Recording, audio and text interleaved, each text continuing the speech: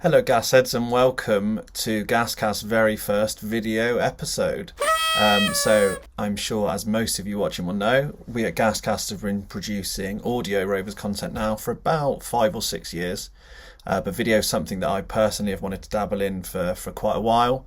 So I thought now's as good a time as any, let's give it a go. The general idea is for them to be sort of short and snappy videos on something Rovers related, either something current like this one, or maybe something a bit more historical or retro if there's not a lot going on at the time. So yeah, let's get on with this first episode, which, as you can see from the title, is looking at the left back options for Rovers ahead of the 22-23 campaign.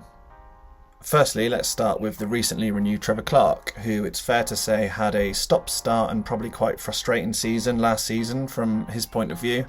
He made just 7 league appearances with the Gas and even received a red card in one of those at Colchester back in October for momentarily turning into Mike Tyson.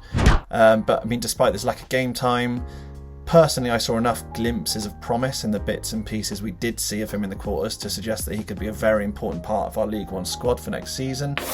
Of course, providing he can stay fit and perhaps save the boxing for the gym. It's also worth remembering that this is a guy who played 9 times in Rotherham's 19-20 League One campaign, which was curtailed in January due to COVID, as well as 10 times in the Millers Championship campaign the following season.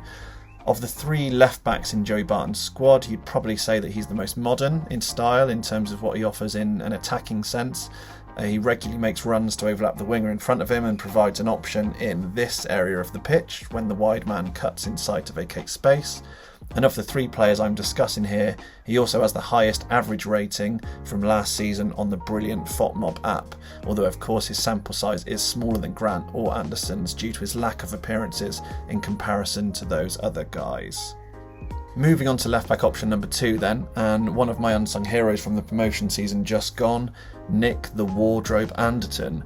Now, this is a player who, having seemingly fallen out of favour at Carlisle the season before joining Rovers, he had a pretty difficult start to life at the Gas, something that I believe the 26-year-old has since publicly admitted himself. Like the majority of the squad, Anderson put in a number of poor individual performances in the early months of the campaign, starting the first few games as a centre-back in a 4, then playing either left centre-back or left wing-back in a back 3, before finally settling down into his preferred position at left-back in the back 4 that pretty much led us to promotion. Over the season he racked up an impressive 34 league appearances and had some much improved performances in the second half of the season. So style-wise, Anderton's a player who I'd say is very much a traditional left-back. His strengths are, his strength, his size, his aerial dominance, and all those things make him much more suited to holding his position at left-back and backing up attacks from deeper areas, more so than getting forward. Although, as we saw on a number of occasions last season, Anderton is prone to the odd kamikaze run up the pitch, either with or without the ball, which are brilliant entertainment and often worth the admission price alone.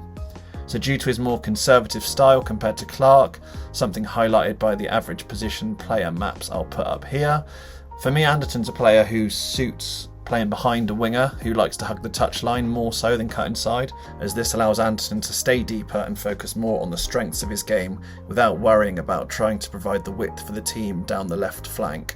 Long live Shiniesta. Last but not least then, the man who it feels like has played everywhere for the Gas except between the sticks, it is Mr. Josh Grant. Now, this is a player who, having joined Rovers from Chelsea in July 2020 as a deep line midfielder, played in that position for the majority of our rotten 2021 relegation campaign, with many Gasheads left feeling underwhelmed by his performances in that position, although it's fair to say that whole side was poor.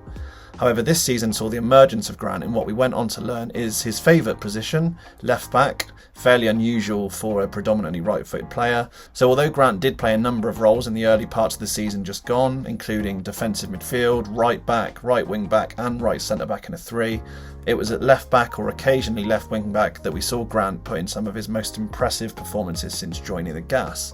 It's fair to say that Grant probably plays the left back role in the most unconventional way of these 3, choosing to either underlap the winger in front of him or sometimes even just drop into a kind of hybrid left wing back, left centre midfield position and take up these sorts of areas to give Rovers another body in midfield whilst the left winger ahead of him keeps the width down the flank.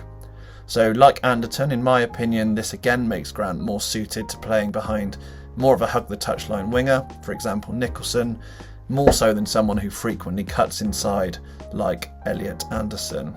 So there you have it, Gasheads. I hope you enjoyed this quick dive into Rovers left back options ahead of the League One campaign.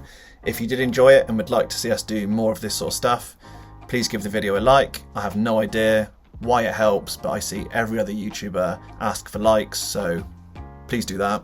And also subscribe if you haven't done so already to the Gascast YouTube channel so that you can keep up to date with all the video stuff we're going to do on this channel moving forwards. Not another one? So until next time, all that's left to say is take care everyone and up the gas.